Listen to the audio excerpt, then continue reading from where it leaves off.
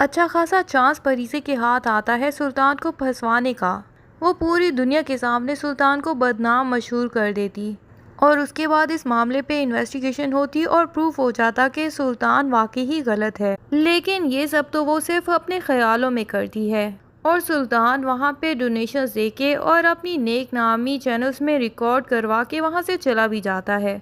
सुल्तान का बॉस बहुत ही परेशान होता है कि हमारे खिलाफ किसी ने सोशल मीडिया पे आर्टिकल लिख दिया है और अब हमारी कंपनी बदनाम हो जाएगी। लेकिन सुल्तान बड़ी ही शातिर दिमागी से उनको कहता है कि लीज तो आपको वसूल हो ही चुकी है घरौंदे की, अब सिर्फ आपको थोड़ी सी इस प्रॉपर्टी से हाथ धोने पड़ेंगे।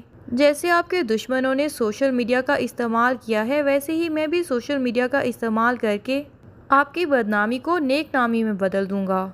और फिर अपनी असिस्टेंट से कहता है कि सारे बड़े बड़े मीडिया चैनल्स की लिस्ट निकाल रखो, हमें इन सबको इनवाइट करना होगा और इनके सामने ही इंटरव्यू देना होगा घरौंदे में जाके, और वो प्रॉपर्टी घरौंदे के मालिक को डोनेशन में देनी पड़ेगी। सुल्तान की इस तरह अचानक घरौंदे में एंट्री पहले तो नौफल ही हैरान हो जाता है और उसको सुल्तान की प्रेजेंस बिल्कुल पसंद नहीं आ रही होती। वो उसके साथ एक पल के लिए भी खड़ा रहना नहीं चाहता, लेकिन सुल्तान उसको पकड़ता है और मीडिया के सामने अपना इंटरव्यू देना शुरू कर देता है। और फिर घरौंदे की प्रॉपर्टी के पेपर्स भी वो नौफल के हवाले कर देता है, साथ में एक भारी रकम का चेक भी दे देता है इन यतीम बच्चों के लिए। और मीडिया में अपना ये बयान रिकॉर्ड करवाता है कि हमारी कंपनी तो गरीबों की कफालत करने वाली है, ना कि उनके सर से उनकी छत छीन लेने वाली। फिर वो नौफल से अपनी ख्वाहिश का इजहार करता है कि हम लोग घरौंदे का विजिट करना चाहते हैं। नौफल ना चाहते हुए भी उसको इनवाइट कर लेता है और फिर जहाँ बच्चे पढ़ते हैं, जहाँ वो सोते हैं और जहाँ वो खाना खाते हैं, वो सब जगह उनको बारी बारी दिखाता है। यहाँ अचानक ही चांदनी सामने आ जाती है जो कि घरौंदे में सफाइयाँ कर रही होती है और अपने असली हुलिये में होती है। सुल्तान उसको एकदम से सामने देख के थोड़ा सा चौंक तो जाता है, लेकिन ठीक से उसको याद नहीं आता कि इसको देखा कहाँ है। और फिर वो उससे पूछता है कि मैं आपको पहले भी कभी मिल चुका हूँ। चांदनी बोंगो जैसी शक्लें बनाती है और कहती है कि मैं तो घर से बाहर कभी निकली ही नहीं, आप मुझे कहाँ देख सकते हैं। और फिर वहाँ से रफू चक्कर हो जाती है। सुल्तान भी सोच में पड़ जाता है कि ये शक्ल तो देखी देखी है, पर इस हुलिये की लड़की को मैं कहाँ ही देख सकता हूँ।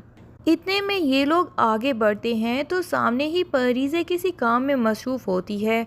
अचानक से सुल्तान का नाम सुन के वो चौंक जाती है और पीछे मुड़ के देखती है और सुल्तान को अपने सामने पाके वो अपने हवास पे कंट्रोल नहीं कर पाती।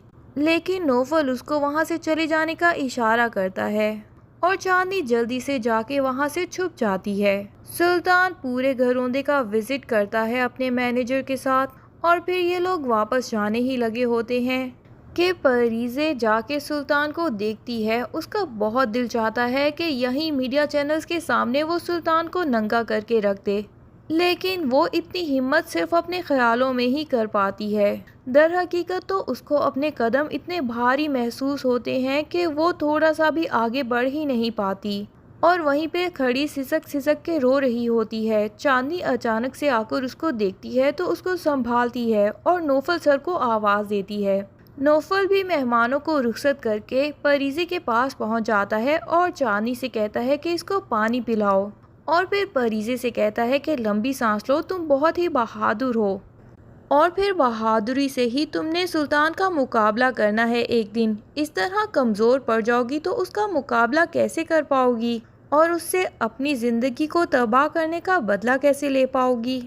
परीज़े भी नौफल सर से कहती है कि इतने सालों बाद इस शख्स का सामना हुआ और आज मुझे महसूस हुआ है कि मैं वाकई ही बहादुर हूँ।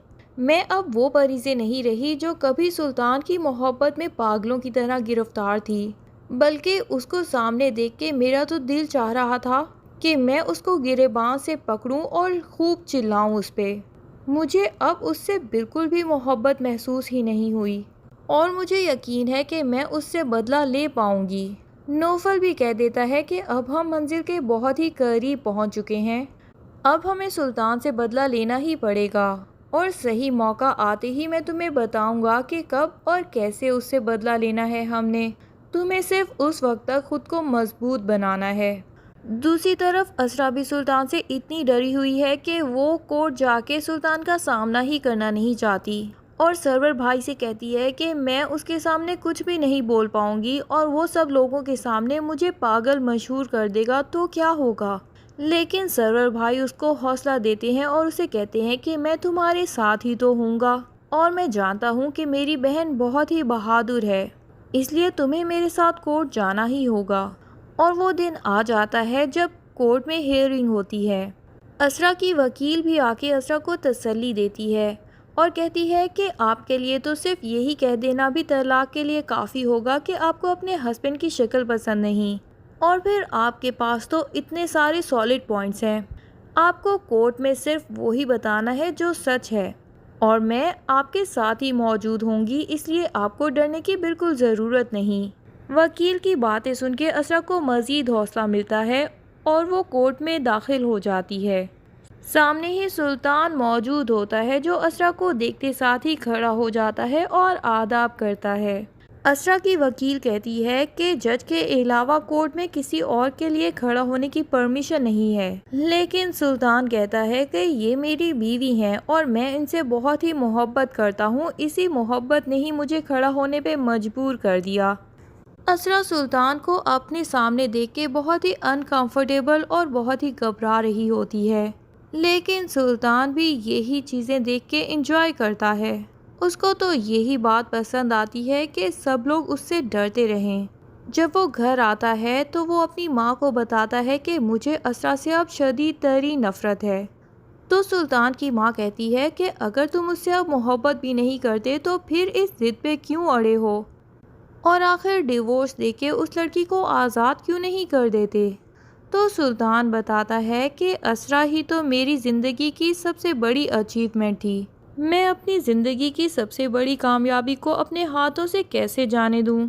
सुल्तान की माँ अपने बेटे की इस सोच पे बहुत ही हैरान होती है कि उसने असरा को सिर्फ एक अचीवमेंट समझा हुआ था, कभी उसको लाइफ पार्टनर तो समझा ही नहीं, तभी तो ये रिश्ता ज़्यादा अरसे चल नहीं सका। वो सुल्तान को समझाने की बहुत कोशिश करती हैं, लेकिन अब बहुत ही देर हो चुकी है।